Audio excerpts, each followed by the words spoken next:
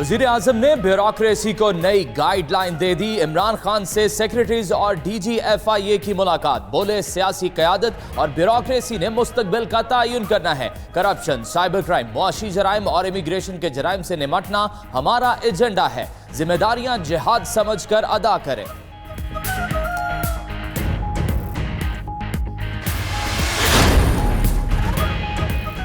वज़ीर आज़म ने शहजाद अकबर को एक और जिम्मेदारी सौंप दी। मुआविन खसूसी बराए एहतसाब के साथ साथ मुआविन खसूसी बराए दाखिला अमूर भी मुकर्रर। दूसरी तरफ काबीना आज माशी सूरत हाल समेत 10 निकाती एजेंडे पर गौर करेगी। चीफ इलेक्शन कमिश्नर और मेंबरान पर भी मुशावरत की जाएगी।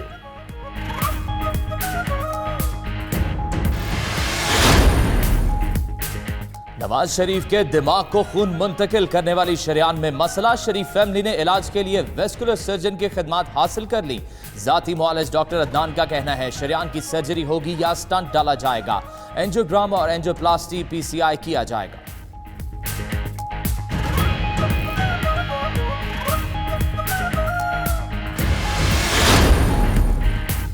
साबिक सदर परवेज मुशर्रफ शदीद अलील दुबई के अस्पताल मुंतकिल। परवेज मुशर्रफ सेहत की खराबी के बायस अरसे से दुबई में है। अक्टूबर में इंकशाफ किया गया था कि खतरनाक बीमारी लाहक है। साबिक सदर के फैमिली डॉक्टर भी हमरा मौजूद। अस्पताल ज़राए ने तिब्बी हालत के बारे में कुछ नहीं बताया।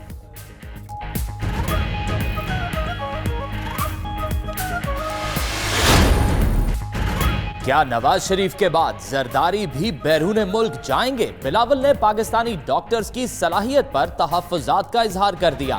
कहते हैं आसिफा की दरख्वास्त पर साबिक सदर जमानत की दरख्वास्त पर तैयार हो गए। उम्मीद है आज दरख्वास्त दायर कर दी जाएगी। आर्मी चीफ की मुद्दत के लिए आइन तरमीम पर मुस्बत किरदार का ऐलान।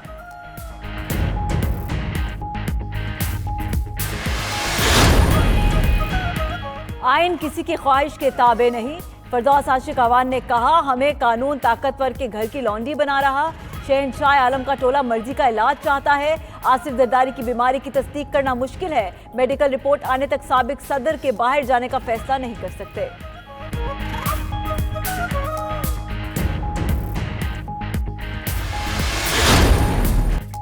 मूडीज ने पाकिस्तान की रेटिंग मनफी से बदलकर मुस्तहकम कर दी। सरमायाकारी के लिए भी पाकिस्तान को भारत से पुरकशिश मुल्क करार दे दिया। रूसी मीडिया के मुताबिक आलमी रेटिंग एजेंसी मूडीज ने 7 नवंबर को भारतीय रेटिंग मुस्तहकम से मनफी कर दी थी। वजारत खजाना का कहना है आलमी सतह पर एतमाद का इजहार किया जा रहा है।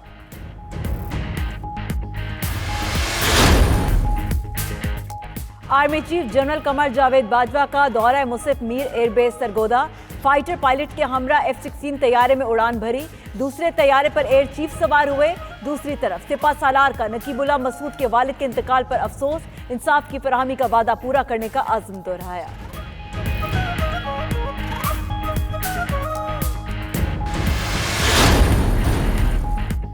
Pakistani team world test championship में खाता ना खोल सकी। ऑस्ट्रेलिया को दोनों मैच जीतकर 120 पॉइंट्स हासिल हो गए। पॉइंट्स टेबल पर भारत का पहला और ऑस्ट्रेलिया का दूसरा number. ICC world test championship में 9 टीमें शामिल हैं। वर्ल्ड टेस्ट चैंपियनशिप के इख्तिताम पर 2 टॉप टीमें फाइनल खेलेंगी।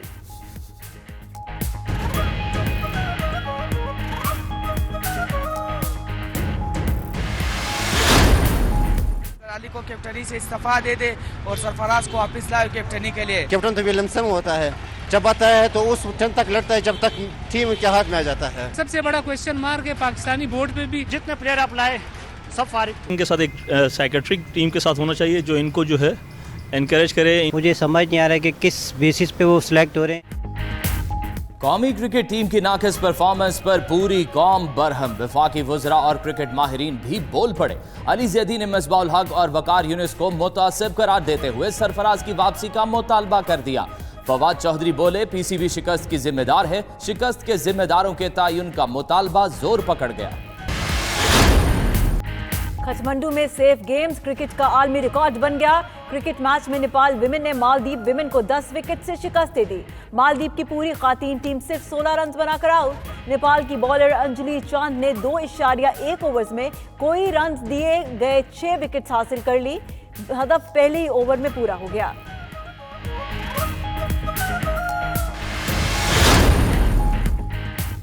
रूस और चीन के दरमियान 400 अरब डॉलर का प्रोजेक्ट मुकम्मल।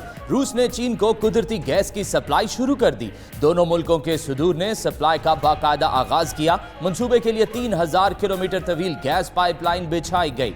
चीनी सदर ने मंसूबे को तारीखी करार दिया।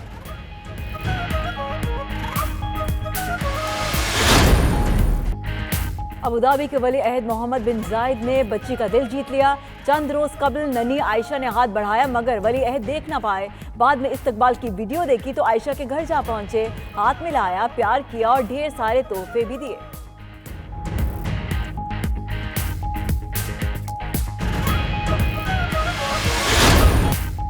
कोयटा में वाहिद सरकारी आर्ट गैलरी हुकूमती तवज्जो की मुंतजिर 30 साल पुरानी इमारत मुरम्मत ना होने पर खंडर में तब्दील होने लगी। छत का प्लास्टर गिर रहा है तो कई लाइट्स, पंखे और बिजली के बोर्ड जल चुके। खिड़कियों के शीशे टूटने की वजह से बारिश का पानी अंदर आ जाता है।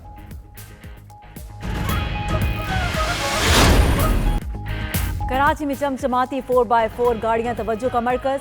ऑटो कार शो में स्पोर्ट्स, ऑफ रोड और हाई राइड गाड़ियों की धूम। तकरीब में बैट्समैन की एंट्री ने शायकीन में हलचल मचा दी। बच्चों और ख्वातीन ने भी गाड़ियों में दिलचस्पी का इजहार किया।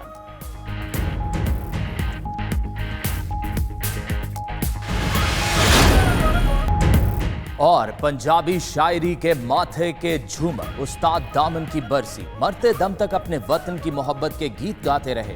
1947 में तकसीम के वक्त जलसों में नज़में पढ़ते रहे। सारी जिंदगी कसम पुरसी की हालत में गुजार दी। 3 दिसंबर 1984 को लाहौर में खालिक हकीकी से जा मिले। तारीख पैदाइश 4 दिसंबर 1911 थी। पीपल्स पार्टी बिलावल भुट्टो जरदारी इस वक्त मीडिया से गुफ्तगू कर रहे हैं। चाहते हैं सदर जरदारी साहब ने तब तक हमें रोका था कि हम बेल के लिए अप्लाई नहीं कर सकते, लेकिन हमारे लिए, ख़ानदान के लिए, मेरे बहनों के लिए ये एक मुश्किल, यहाँ के डॉक्टर्स शायद काबिल होंगे, लेकिन हमें ज़्यादा सुकून होता कि हमें ना सिर्फ सेकंड ओपिनियंस लेने का मौका मिले मगर वो इलाज हमारे स्टैंडर्ड्स के मुताबिक करवाने के लिए।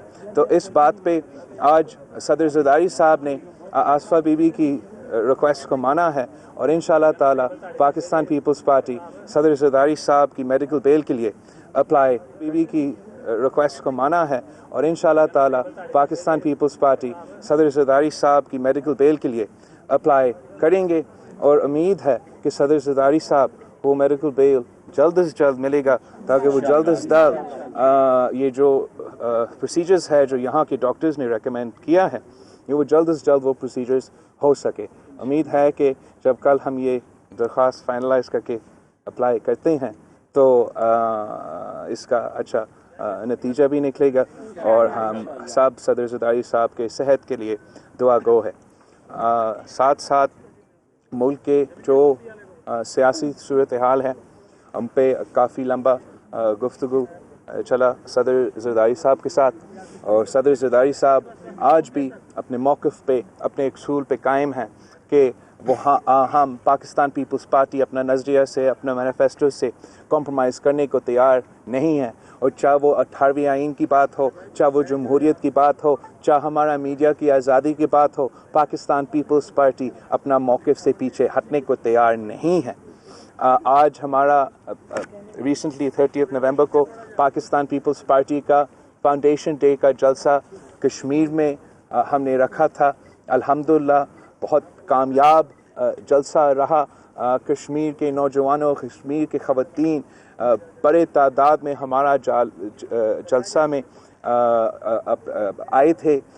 जोश और जज्बा के साथ पाकिस्तान पीपल्स पार्टी के चारों सूरों पे हम सब फिर से अपना वफादारी और अपना नज़रिया का पैगाम दिए थे और अब हमने एक बड़ा तारीख़ी फ़ैसला लिया है कि 27 दिसंबर को शहीद मोहतरमा बेनज़ीर भुट्टो की बरसी इस साल पाकिस्तान पीपल्स पार्टी लियाकत बाग में मनाएगी और इंशाल्लाह ताला 27 दिसंबर 27 दिसंबर को लियाकत बाग से एक बार फिर एक साफ और वाज़ेह पैगाम पाकिस्तान पीपल्स पार्टी की तरफ से पूरा मुल्क के लिए, पूरा दुनिया के लिए सामने आएगी कि पाकिस्तान पीपल्स पार्टी समझती है कि ताकत का सरचश्मा सिर्फ और सिर्फ अवाम है और पाकिस्तान पीपल्स पार्टी ये जदोजहद आखिरी दम तक लगती रहेगी जब तक हम इस मुल्क के तमाम तर जो ताकत है वो अवाम तक मुंतकिल करें। आप सबका बहुत मेहरबानी। जरदारी साहब के ऑपरेशन, दिल के ऑपरेशन के हवाले से कल खबरें चली हैं, कोई उस पर कोई मुशावरत कोई है, मामला सीरियस इसी पे हम आज